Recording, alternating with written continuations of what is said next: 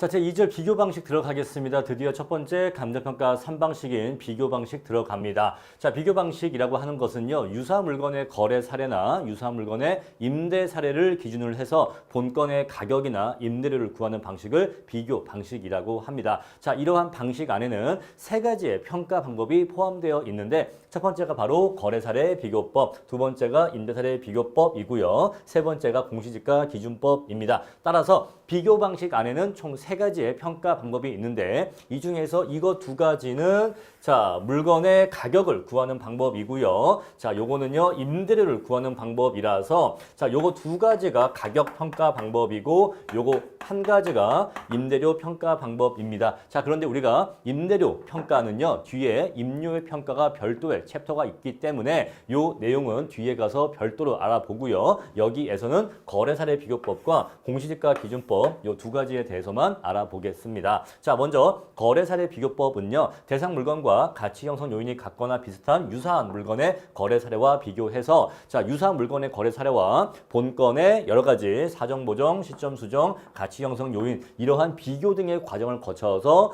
본건의 가치를 구하는 방법을 거래 사례 비교법이라고 합니다. 자, 이러한 거래 사례 비교법은 말 그대로 거래 사례만 있으면 모두 다 적용 가능하기 때문에 토지의 감정평가 외에도 건물의 감정평가, 자동차의 감정평가, 과수원의 감정평가, 그리고 여러 가지 기타 뭐 인목의 감정평가 이런 것들을 평가할 때에도 거래 사례 비교법을 쓸 수가 있다. 따라서 거래 사례 비교법은 거래 사례만 있고 그 거래 사례와 본건의 비교만 가능하다면 그러한 물건은 전부 다 그 가치를 평가할 수 있는 아주 광범위한 아주 쓰임새가 넓은 평가 방법이다라는 것입니다. 자, 다음으로 공시지가 기준법 보겠습니다. 자, 공시지가 기준법은요, 나라에서 평가한 표준지 공시지가가 있어요. 자, 이 표준지 공시지가를 갖고 본건의 가치를 구하는 방법인데 표준지 공시지가라는 것 자체가 토지에 대해서만 공시가 되기 때문에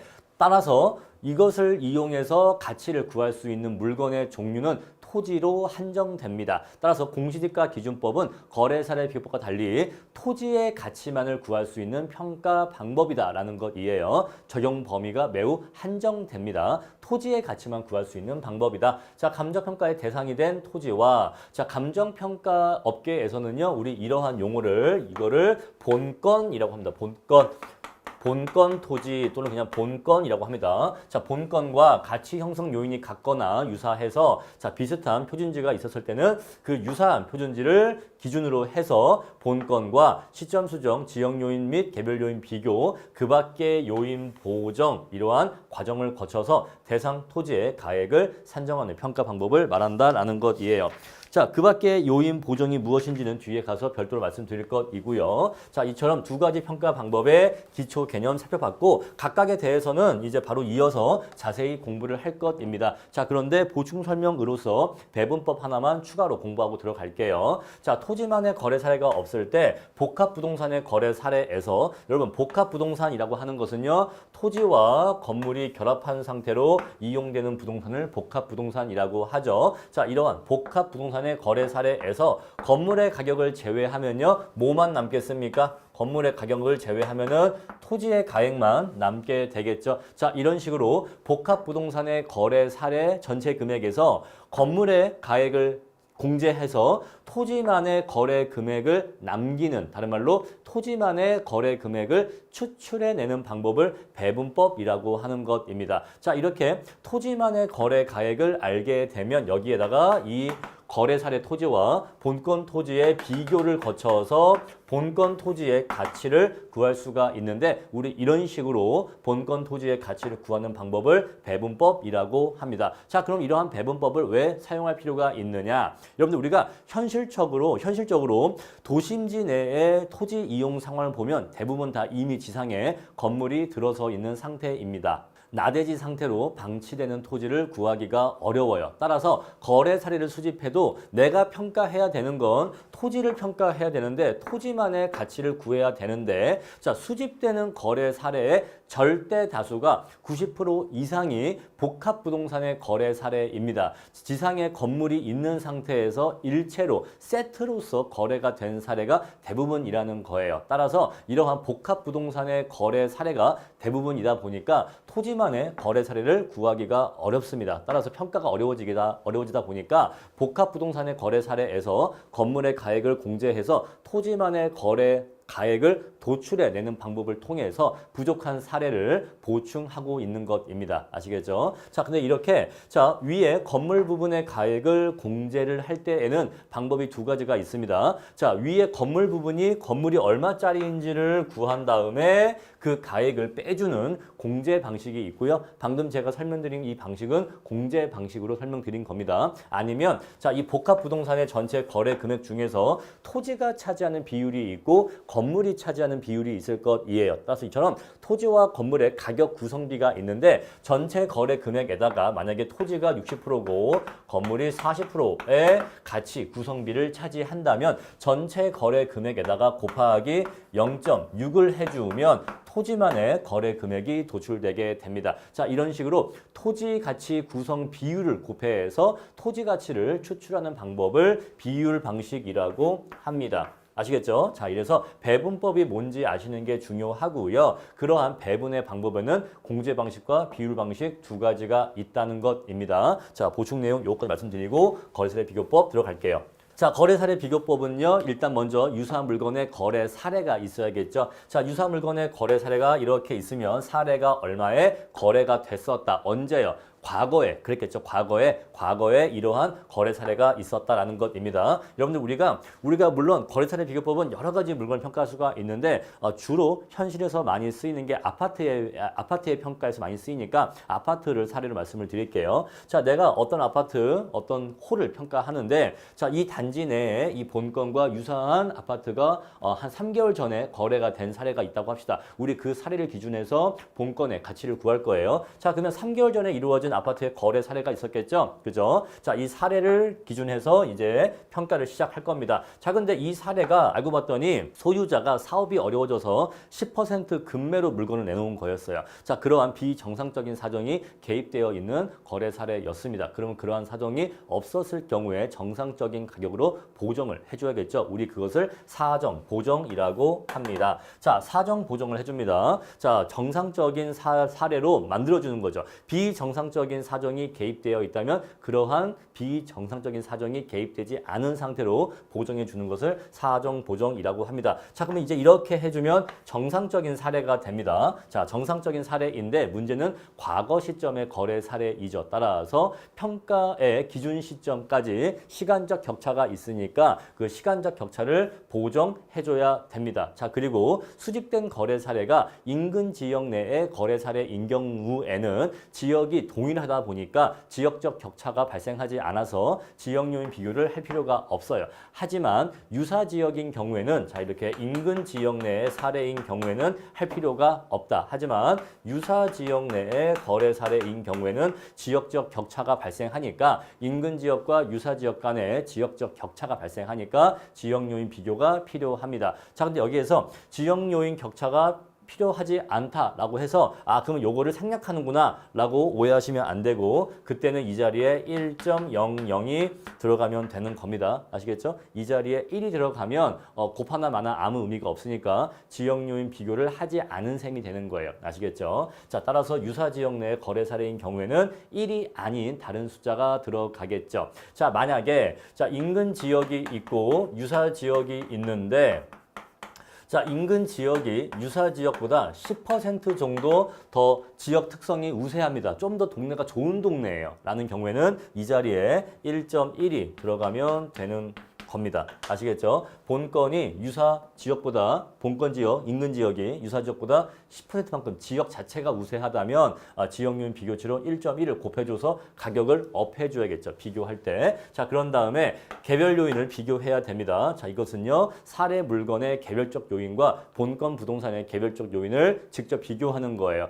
자, 아무리 같은 아파트 단지라고 해도 층이라든가 호라든가 향 또는 대피층이 위아래 있냐 없냐 뭐 T로 바로 위층이냐 아니냐 이런 것들에 따라서 개별적 격차가 발생하겠죠. 그러한 내용들을 비교해 주시면 됩니다. 자, 이렇게 일련의 비교 과정을 거치면 뭘 구할 수 있다? 본건의 가격을 구할 수 있다는 거죠. 자, 이러한 방법은요. 거래 사례만 존재한다면 모든 종류의 물건에 적용 가능하다 보니까 굉장히 포괄적인 평가 방법이고 거래 사례가 존재한다면 모든 종류의 부동산 그리고 동산에도 적용이 가능합니다. 다음에 자, 산림 또는 임목이라든가 자동차, 과수원 이처럼 거래 사례가 존재하는 물건의 경우에는 거래 사례 비교법을 이용해서 이러한 것들의 평가도 할 수가 있다는 겁니다. 자, 예를 들어서 우리가 과수원의 가치를 구할 때는 땅이 얼마, 나무가 얼마 이렇게 각각 구하는 게 아니라 그냥 과수원 통째로 거래가 된 사례가 있다면 그 거래 사례를 기준해서 본건 과수원의 가치를 구할 수가 있다는 거예요. 아시겠죠?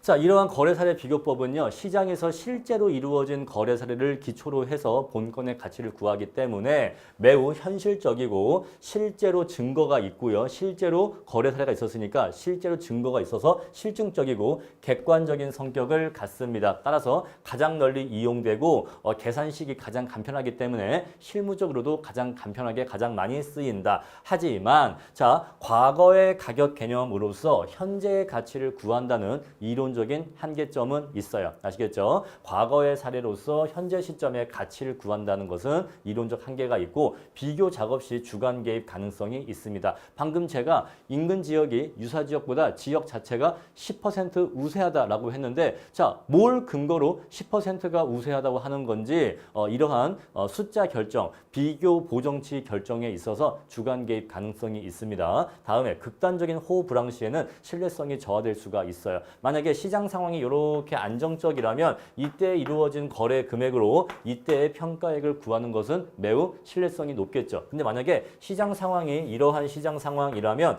자, 이때 이루어진 거래 사례를 갖고 이때의 평가 금액을 구하거나 또는 이때 이루어진 거래 사례를 기준해서 이때의 기준 시점에 가치를 구한다면 신뢰성이 매우 많이 저하가 될 것입니다. 따라서 이러한 방식은 시장 상황이 안정되어 있을 때는 신뢰성이 높지만 이렇게 극단적인 호불항 시에는 신뢰성이 매우 저하된다라는 거. 자, 우리 거래사례 비교법의 보정 내용을 하나씩 살펴보겠습니다. 첫 번째, 사정 보정이에요. 이미 앞에서 사정 보정이 무엇인지는 가볍게 말씀을 드렸습니다. 한 번 더 반복을 해보죠. 자, 수집된 거래 사례의 거래 관계자의 특수한 사정 또는 개별적인 동기 또는 시장 상황에 정통하지 못해서 잘 몰라서 합리적인 거래 금액으로 거래하지 못했을 때는 즉 거래 사례 금액이 적정하지 못했을 때는 그러한 사정이 없었을 경우에 정상적인 가격 수준으로 정상화하는 작업을 사정 보정이라고 합니다. 쉽게 얘기하면 거래 사례에 개입되어 있는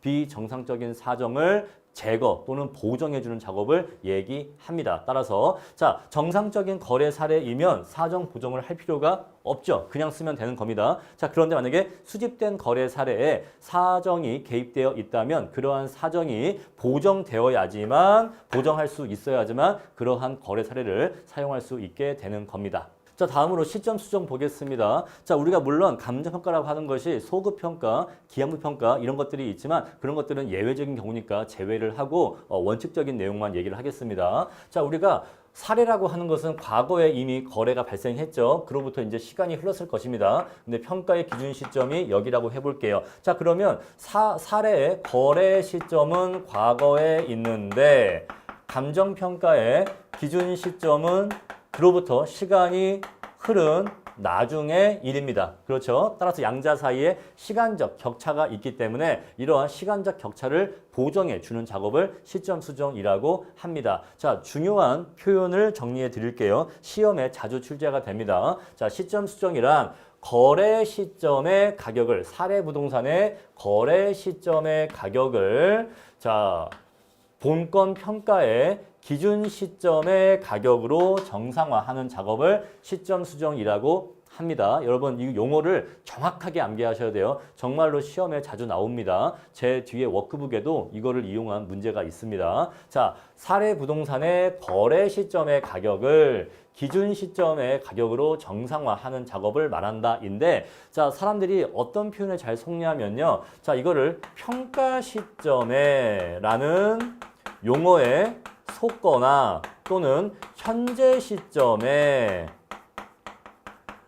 가격으로 이런 유사 용어를 사용하면 이거 맞는 거 아닌가 하고 깜빡 속으세요. 깜빡 속으시는데 이거 표현 아닙니다. 유사해 보이지만 이거 아니고 정확한 표현 뭐예요? 기준 시점에, 아시겠죠? 평가의 기준 시점의 가격으로 정상화하는 작업을 말한다라는 것이에요. 자, 사례 부동산의 거래 시점과 기준 시점 간의 시간적 브리치를 보정하는 것이고, 만약에 거래 사례가 과거에 거래가 이루어지긴 했는데 정확하게 그 거래가 언제 이루어진 것인지 거래 시점을 정확하게 알 수 없다면 그러한 거래는 사례 선정이 불가능합니다. 그리고 만약에 거래 시점과 기준 시점이 일치한다면 시점 수정은 불필요하겠죠. 근데 이러한 경우는 현실적으로 거의 존재하지 않을 것입니다. 자, 그러면 이러한 시간적 불일치를 어떻게 보정을 하는가? 바로 토지의 경우에는 지가 변동률로 보정을 합니다. 자, 토지는 비교 표준지가 소재하는 시군구에 같은 용도 지역 지가 변동률을 적용하고, 즉 물건이 소재하고 있는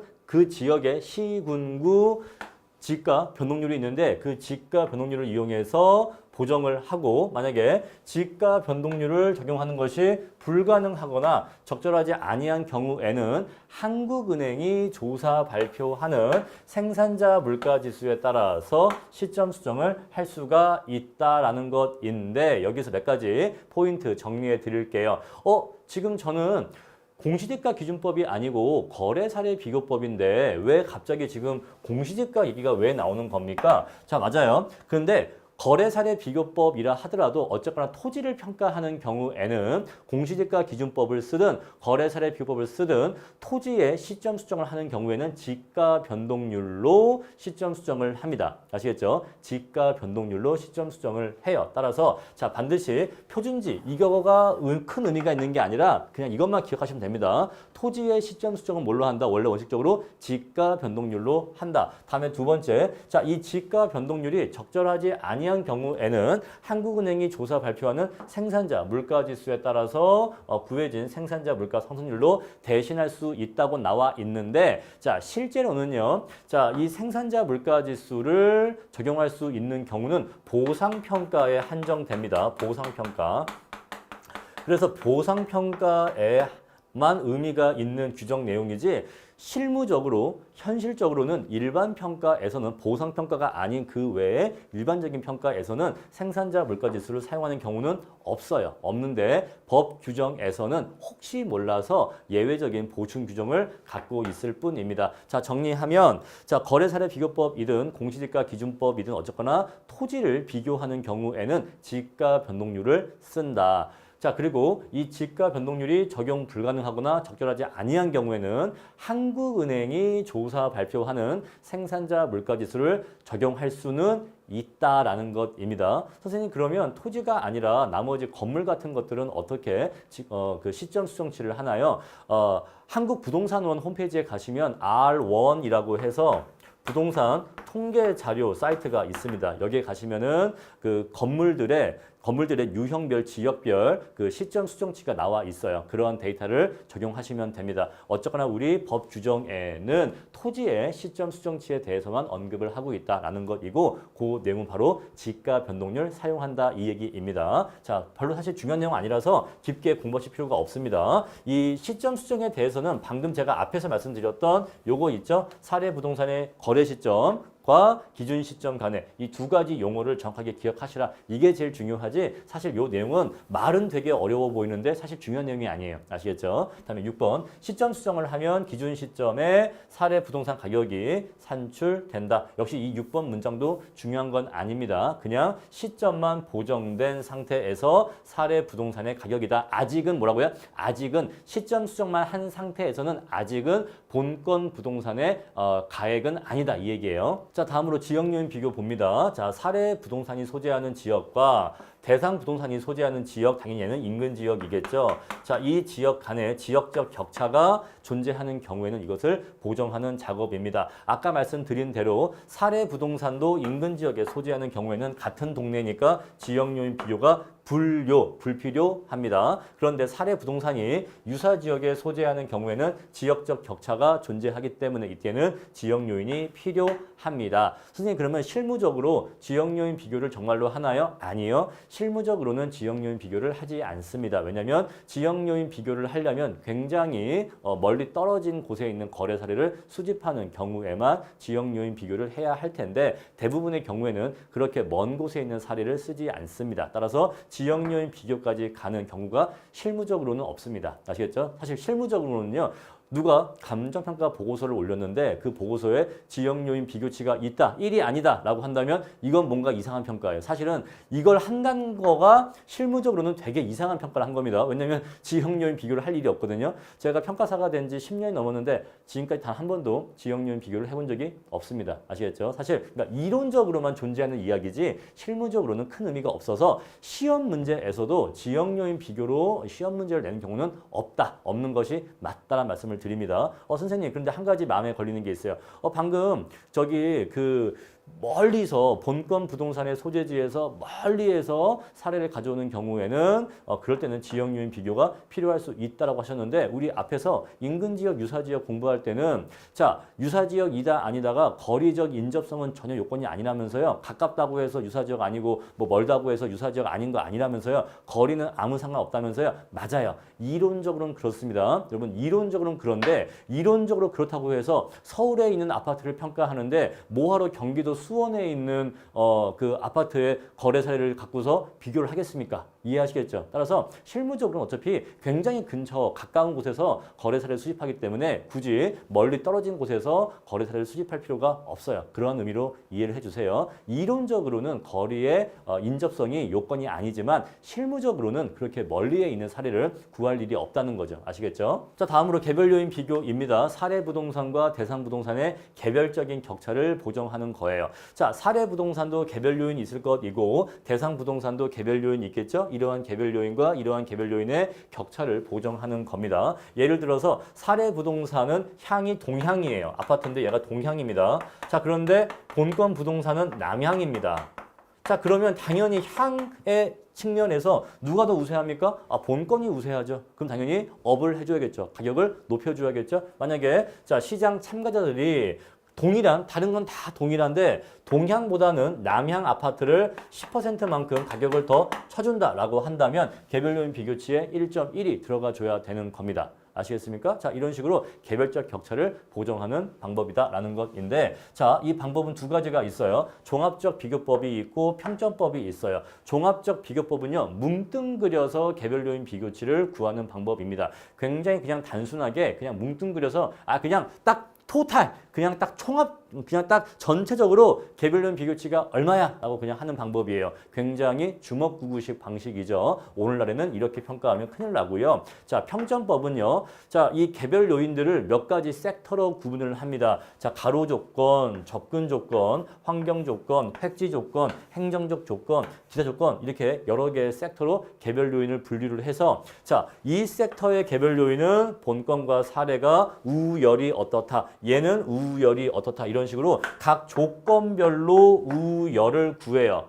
그렇게 한 다음에 각 조건별 우열을 고려해서 전체 개별 요인 비교치를 구하는 방법입니다. 당연히 정확도는 얘가 더 높아요. 하지만 시간과 비용이 더 많이 소요된다는 단점이 있겠죠. 얘는요. 시간과 비용은 아낄 수 있지만 대신 정확하지 않다는 단점이 있겠죠. 자, 다음으로 공시지가 기준법 보겠습니다. 자, 공시지가 기준법도 거래 사례 비교법과 논리적으로 굉장히 유사하기 때문에 우리 앞에서 이미 대부분의 내용을 다 공부를 했어요. 자, 공시지가 기준법은 유사 물건의 거래 사례가 아니라 국토교통부 장관이 조사 평가해서 공시한 표준지 공시지가를 기준해서 토지의 가액을 구하게 됩니다. 자, 물론 이 표준지 공시지가 자체도 감정평가사들이 구하긴 합니다만 어쨌거나 법적으로는 국토교통부 장관이 평가해서 공시한 걸로 법에는 그렇게 나와 있어요. 형식적으로. 자, 이 공시지가 가액을 기준으로 해서 시점 수정, 지역 요인 비교, 개별 요인 비교해서 본건의 가치를 구하는데 우리 앞에서 봤었던 거래 사례 비교법과 가장 중요한 차이점, 공시지가 기준법은 이 뒤에 그 밖의 요인 보정이라고 하는 항목이 추가되어 있다는 겁니다. 자, 뭔지는 조금 이따 말씀을 드릴게요. 자, 토지평가 시 법상 주된 평가 방법이다. 감칙 제14조에서는 토지를 평가할 때 원칙적으로 어떤 방법을 쓰게 하고 있다? 공시지가 기준법을 원칙으로 정하고 있다. 이 얘기예요.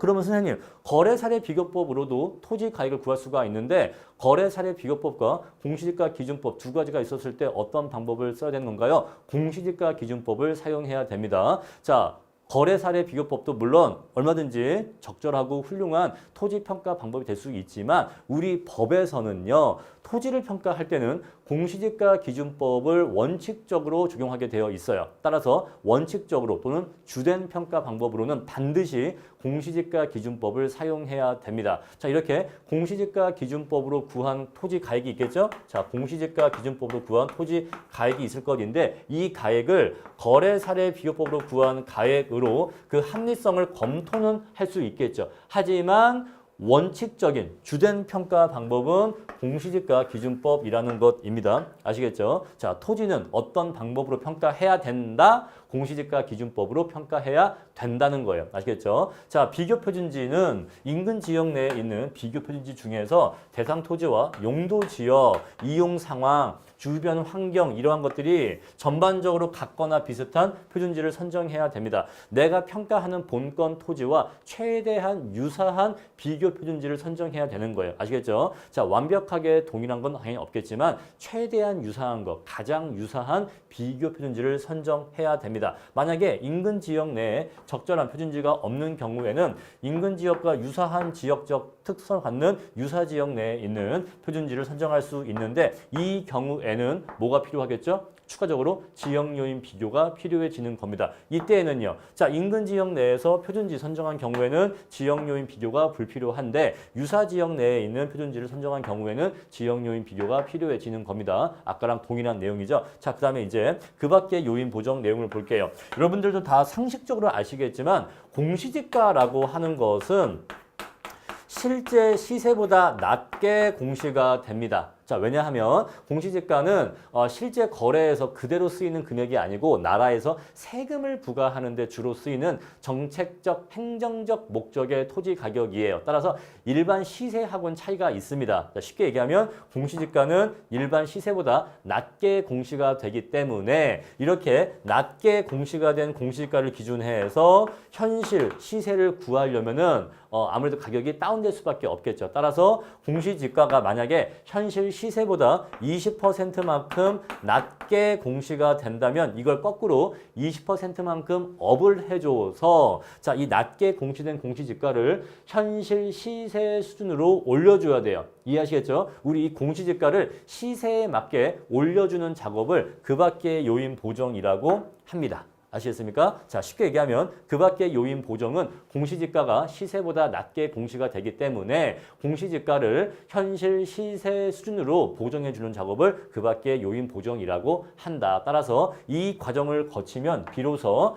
적정한 시세가 구해지게 된다는 거죠. 대상 토지의 인근 지역 또는 동일 수도권 내 유사 지역 내에서 자, 유사한 거래 사례 또는 평가 사례, 감정평가사가 구한 평가 사례 이런 것들을 고려해서 적절한 보정치를 구해줘야 된다는 거예요. 아시겠죠? 여러분 이 내용 자체가 중요한 건 아닙니다. 자, 그 밖에 요인 보정이 뭔지만 아시면 돼요. 자, 그런데 공인중개사 부동산학 개론 시험에서는 감정평가사를 뽑는 시험이 아니다 보니까 원래 이 그 밖의 요인 보정이 감정평가사 시험에서는 굉장히 중요한 내용인데 여기 공인중개사 학개론에서는 중요하게 다루지 않습니다. 그냥 이러한 보정이 있다는 것만 아시면 되고 실제 이 수치를 구하는 것은 전혀 물어보지를 않아요. 다만 이 항목이 어떤 항목인지 그 의미만 아시면 됩니다. 아시겠죠? 자, 지금 우리가 공부한 공시지가 기준법이 거래사례 비교법과 어떠한 차이점이 있는지 한번 서로 양자를 비교해 볼게요. 자, 공시지가 기준법은 토지만의 평가 방법이지만 거래사례 비교법은 거래사례가 있는 모든 재화에 적용 가능하기 때문에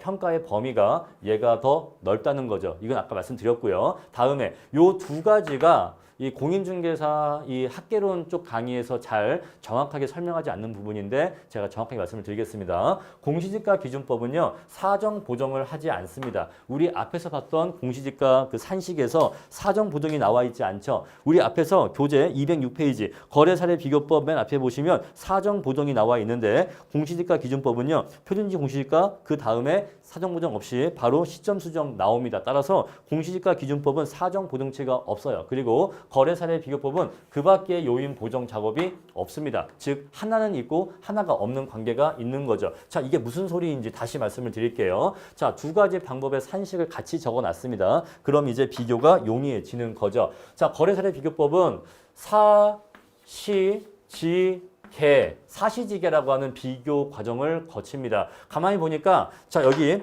시점 수정치는 똑같고요. 그죠? 지가 변동률 사용한다. 지역 요인 비교 똑같고요. 그 다음에 개별 요인 비교 똑같네요. 자, 요건 공통이죠? 공통인데 지금 어떠한 차이점 존재하고 있죠? 바로 여기 거래사례 비교법은 사정보정이라는 절차가 있고요. 과정이 있고 공시지가 기준법은 대신 그 밖의 요인 보정이라는 절차가 있는 거죠. 자, 얘는 이게 없는데 대신 얘는 또 이게 없는 거죠. 왜 이런 차이가 발생할까요? 왜냐하면 자, 애초에 시작할 때 거래사례 비교법은 거래사례에서 시작하기 때문입니다. 공시지가 기준법은 공시지가에서 시작하기 때문이에요. 이게 뭔 소리냐? 여기 보세요. 시장에서 이루어진 거래 사례는 부동산 시장의 불완전성으로 인해서 합리적이고 정상적인 거래 사례만 존재하는 게 아닙니다. 비정상적인 사정이 개입되어 있는 우리가 굳이 표현을 하자면 불순물이 포함되어 있는 사례라고 얘기할 수가 있는 거예요. 따라서 그 불순물을 제거하는 과정이 필요한 겁니다. 여러분 예를 들어서 우리가 길을 가다가 물 웅덩이에서 물을 한 바가지를 떴어요. 그러면 이 물을 정수해서 사용해야 되는 겁니다. 우리가 음식을 할 때 쓸 때는 이 물을 정수해서 써야 돼요. 그렇죠? 그래서 거래사례 비교법은 그 정수라고 하는 사정 보정 작업이 있는 겁니다. 그런데 표준지 공시지가는 국토교통부 장관이 전문가를 이용해서 구한 정상적인 가격이에요. 따라서 표준지 공시지가는 굳이 얘와 비교한다면 생수라고 표현할 수가 있어요. 이미 깨끗해요. 그냥 따서 바로 쓰면 됩니다. 뭐 불순물을 걸러낼 필요가 없어요. 여러분들 생수 따 드실 때 생수를 따신 다음에 얘를 또 정수해 드십니까? 안 그렇잖아요. 그죠? 자, 표준지 공시지가는 국토교통부 장관이 1년에 몇 천억 원의 예산을 들여서 감정평가사라고 하는 전문가 집단을 이용해서 구해놓은 정상적인 가격이에요. 이미 적정 가격으로 평가하기 때문에 이미 적정하게 구해놓은 가격입니다. 따라서 비정상적인 사정이 개입되어 있지가 않아요.